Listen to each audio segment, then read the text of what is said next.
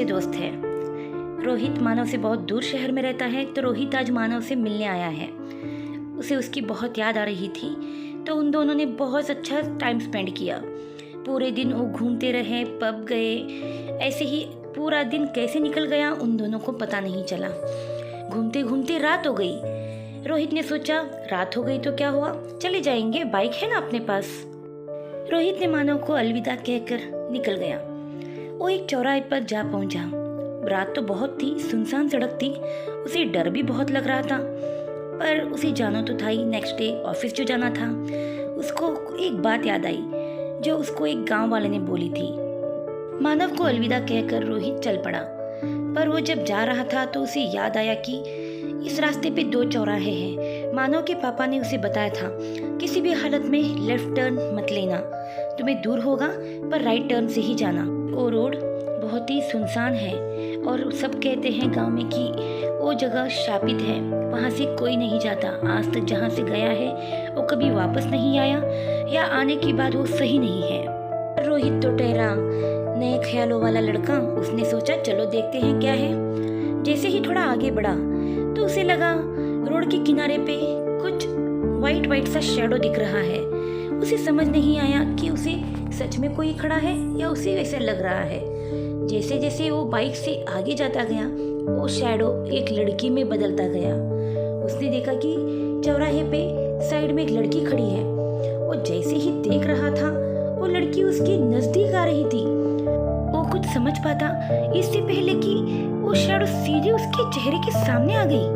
वो आके कान में बोली, यहाँ तो कोई आता नहीं है, तुम कैसे आ गए?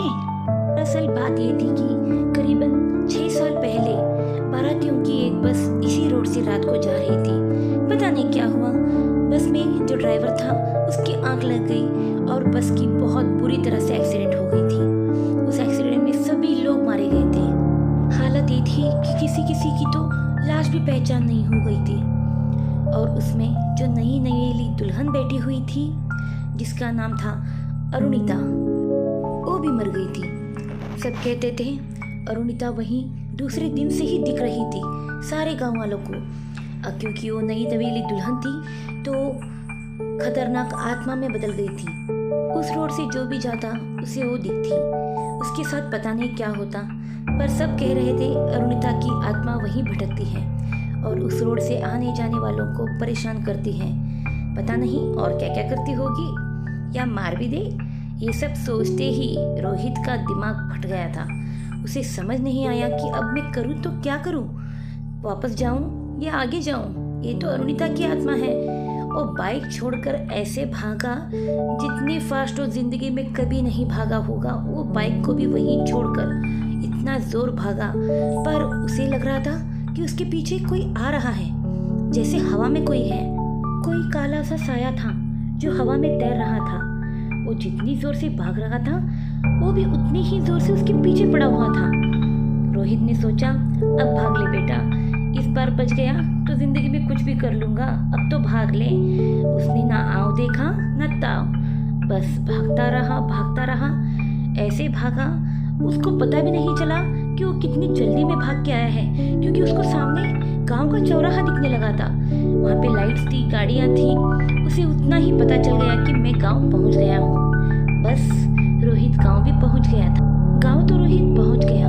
पहुँचते पहुँचते सुबह भी हो गई थी, पर जैसे सारे गांव का और उस बुजुर्ग आदमी का कहना था, वहाँ से जो भी वापस आया है वो कभी नॉर्मल लाइफ नहीं जी पाया। रोहित का हाल भी वही हो गया था। वो भी पागल सा हो गया था। हमेशा अपने आप को मारने की कोशिश करता था। उसके घर वालों को उसको संभालना बहुत मुश्किल हो गया था। वो कहते हैं ना, जो बुजुर्ग लोग बोलते हैं कुछ सोच समझ के ही बोलते हैं। उनकी बात मजाक में लेना रोहित के लिए बहुत महंगा पड़ गया था। आपको क्या लगता है, रोहित ने सही किया या गलत? मुझे कमेंट में ज़रूर बताइए।